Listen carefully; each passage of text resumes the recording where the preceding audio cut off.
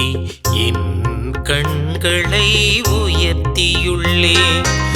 ஆண்டவரே, உம்மை நோக்கி என் கண்களை உயர்த்தியுள்ளேன். விண்ணுலகில் வீற்றிருப்பவரே, உம்மை நோக்கியே என் கண்களை உயர்த்தியுள்ளேன். பணியாளனின் கண்கள் தன் தலைவனின் கைதனை நோக்கியிருப்பது போல, பணிப்பெண்ணின் கண்கள் தன் தலைவியின் கைதனை நோக்கியிருப்பது போல, எம் கடவுளாகிய ஆண்டவரே, நீர் எமக்கு இறங்கும் வரை எம் கண்கள் உம்மையே நோக்கியிருக்கும். எம் கண்கள் உம்மையே நோக்கியிருக்கும்.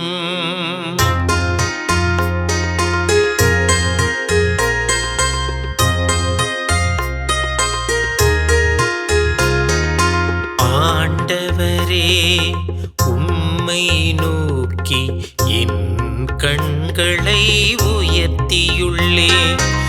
ஆண்டவரே, உம்மை நோக்கி என் கண்களை உயர்த்தியுள்ளேன். அன்புமிக்க சகோதர சகோதரிகளே, மாதா தொலைக்காட்சி நேயர்களே, உங்கள் அனைவரையும் இந்த தினம் ஒரு திருப்பாடல் நிகழ்ச்சியின் வழியாக சந்திப்பதில் நான் மகிழ்ச்சி அடைகிறேன்.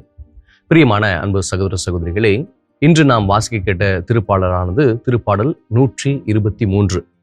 மொத்தம் 4 இறைவசனங்களை கொண்ட இந்த திருப்பாடலிலிருந்து முதல் 2 இறைவசனங்களை மட்டுமே இன்றைய திருப்பாடலாக நாம் படிக்க கேட்டோம்.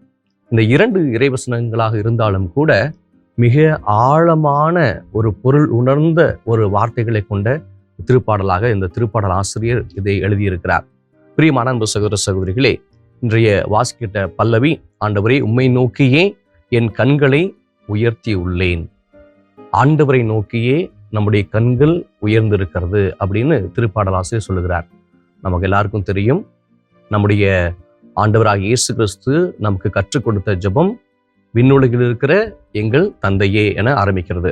அதுபோலவே இந்த திருப்பாடலுடைய முதல் வரியே, விண்ணுலகில் வீற்றிருப்பவரே, உம்மை நோக்கியே என் கண்களை உயர்த்தி உள்ளேன் என்று பாடுகிறார். அப்படின்னா ஆண்டவர் இயேசு நமக்கு சொல்லிக் கொடுத்த அந்த ஜெபத்தினுடைய முதல் வரியைத்தான் இந்த திருப்பாடலுடைய முதல் வரியும் என்பது நமக்கு தெளிவாகிறது. அப்படின்னா யூதர்களுடைய வழக்கப்படி, யூதர்களுடைய நம்பிக்கையின்படி ஆண்டவராகிய கடவுள் விண்ணுலகில் வீற்றிருக்கிறவராக இருக்கிறார். அவரை நோக்கி கண்களை உயர்த்தி ஜெபிப்பது என்பது வழக்கமாக எல்லோருமே செய்யக்கூடியதுதான். ஏன், ஆண்டவர் இயேசுவுமே ஜெபிக்கிற பொழுது விண்ணை நோக்கி கண்களை உயர்த்தி தான் ஜெபித்தார். இந்த இறைவசனங்கள், இந்த 2வது இறைவசனம் மிக மிக ஆழமான ஒரு கருத்தை கொண்ட இறைவசனமாக இருக்கிறது. எப்படின்னு சொல்லி பார்த்தீங்கன்னா, தலைவன் தலைவி என்பவர்களுடைய வாழ்க்கையிலே எப்படி பணிப்பெண் பணியாளர்கள் வேலை செய்கிறார்கள் என்பதை ஒரு உவமையாக கொண்டு இந்த திருப்பாடல் ஆசிரியர் எழுதுகிறார். அதாவது பணியாட்களை வேலை செய்ய சொல்லுகிற பொழுது வார்த்தைகளை தலைவனும் தலைவியும் பயன்படுத்துவதை விட கை அசைவுகளை அவர்கள் பயன்படுத்துகிறார்கள். எதற்காக இந்த கை அசைவுகளை அவர்கள் பயன்படுத்துகிறார்கள் சொன்னால், அவர்கள் வாய் திறந்து அந்த சொல்லை சொல்லாவிட்டாலும் கூட கை அசைத்தாலே அவர்கள் என்ன நினைக்கிறார்கள், அவர்களுக்கு என்ன தேவை இருக்கிறது என்பதை பணியாட்களும் பணிப்பெண்களும் உணர்ந்து கொள்வார்கள். அதன்படி அவர்கள் இட்ட அந்த கட்டளையை அவர்கள் நிறைவேற்றுவார்கள். உதாரணத்துக்கு பார்த்தீங்கன்னா, ஒருத்தர் முன்னாடி தலைவனை பார்க்க வருகிறார் வைங்களேன். அந்த தலைவனை பார்க்க வருகிற அந்த விருந்தினருக்கு அமருவதற்கு இருக்கை போட வேண்டும் என்பது பணிப்பெண்ணுக்கோ அல்லது பணியாட்களுக்கு தெரியும். ஆனால் இந்த தெரிந்திருந்த அந்த பணியாட்கள் உடனே அதை செய்ய மாட்டார்கள். மாறாக தன்னுடைய தலைவன் என்ன கட்டளை இடுகிறார் என்பதை அவர்கள் உற்று நோக்கி கொண்டே இருப்பார்கள். அப்படி அவர்களை வருகிற பொழுது அவர்கள் அந்த விருந்தினர்களை அமர வைக்கக்கூடிய தகுதியில் இருக்கிறாரா இல்லையா என்பதை தலைவர் முடிவு செய்வார். அதன்படி அவர்கள் இருக்கையை போட வேண்டுமா போட வேண்டாமா அப்படிங்கிறதை குறித்து தலைவர் கைகளில் வழியாக அவர்களுக்கு கட்டளையிடுவார். அப்போ இந்த பணிப்பெண்களும் பணியாட்களும் எதை உற்று நோக்கி கொண்டே இருப்பார்களாம்?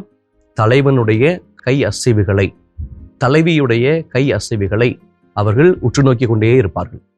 அந்த தலைவன் அல்லது தலைவி கை அசைந்து அப்படி சொன்னாலே அந்த இடத்திலே அவர்களுக்கு நாற்காலியை போட்டு அந்த விருந்தினர்களை அமர வைப்பார்கள். அல்லது தலைவனுக்கு ஏதாவது ஒரு தேவை இருக்கிறது, தேவையில் இருக்கக்கூடிய அந்த தலைவனுக்கு ஏதாவது பொருள் எடுத்து வர வேண்டும் என்று சொன்னால் தலைவன் வாய் திறந்து கேட்க வேண்டும் என்ற அவசியம் இல்லை. மாறாக கை அசைவுகள் வழியாகவே அவர்கள் உரையாடுவார்கள். அப்போ இந்த ஒரு நிகழ்வை உதாரணமாக கொண்டு இந்த திருப்பாடல் ஆசிரியர் எவ்வளவு அழகாக எழுதுகிறார் பாருங்களேன். ஆண்டவரே, உம்முடைய இரக்கத்திற்காக என் கண்கள் உம்மையே நோக்கி கொண்டிருக்கின்றன. இதனுடைய முந்தைய திருப்பாடல்களில் ஒரு திருப்பாடல் நமக்கு அனைவருக்குமே பழக்கமான ஒரு திருப்பாடல், திருப்பாடல் 121 கூட இப்படித்தான் ஆரம்பிக்கிறது. மலைகளை நோக்கி என் கண்களை உயர்த்துகின்றேன், எங்கிருந்து எனக்கு உதவி வரும்? படைகளின் கடவுளாகிய ஆண்டவரிடமிருந்தே எனக்கு உதவி வரும் என சொல்லி அந்த திருப்பாடல் ஆசிரியர் சொல்லி எழுதுகிறார்.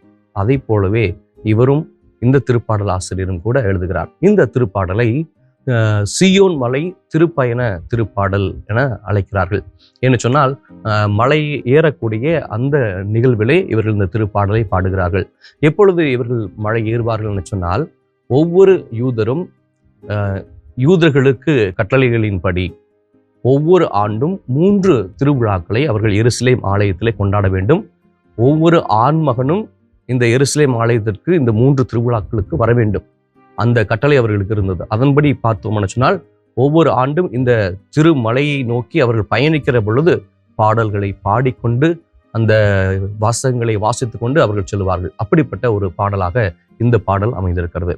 இன்னைக்கு கடவுளுடைய இரக்கத்தை நோக்கி இருக்கக்கூடிய இந்த திருப்பாடல் ஆசிரியர் இறைவனையே உற்று நோக்கி இருப்பதை போல நானும் நீங்களும் இறைவனுடைய அருளுக்காக, இறைவனுடைய இரக்கத்திற்காக அவரையே உற்றி நோக்கி இருக்க இந்த திருப்பாடல் ஆசிரியர் அழைக்கிறார். வாருங்கள், ஆண்டவருடைய இரக்கத்திற்காக நாம் ஜெபிப்போம். எங்களை நாளும் காத்து வழிநடத்தி வருகிற அன்பு தெய்வமே இறைவா, ஒரு தலைவனும் தலைவியும் அவர்கள் இடுகிற அந்த கட்டளைகளை கையசைவின் மூலமாக அறிந்து கொள்ளக்கூடிய பணிப்பெண்ணும் பணியாளை போல ஆண்டவரே, நாங்களும் உம்முடைய திருவுளத்தை நிறைவேற்ற காத்து கொண்டிருக்கிறோம். உம்முடைய இரக்கத்தை கெஞ்சி உம்மை நோக்கி எங்களுடைய கண்களை உயர்த்தி இருக்கிறோம். எங்களுக்கு அருள்மழை பொழிந்து எங்களுக்கு ஆசீர்வாதங்களை கொடும். உம்முடைய இரக்கத்திற்காக கெஞ்சி மன்றாடுகிற ஒவ்வொருவருக்கும் இரக்கத்தின் ஊற்றாகிய நீர் அவர்களுக்கு தேவையான அருள்வரங்களை அளிக்க வேண்டுமென எங்கள் ஆண்டவராகிய கிறிஸ்து வழியாக உம்மை மன்றாடுகின்றோம். ஆமேன்.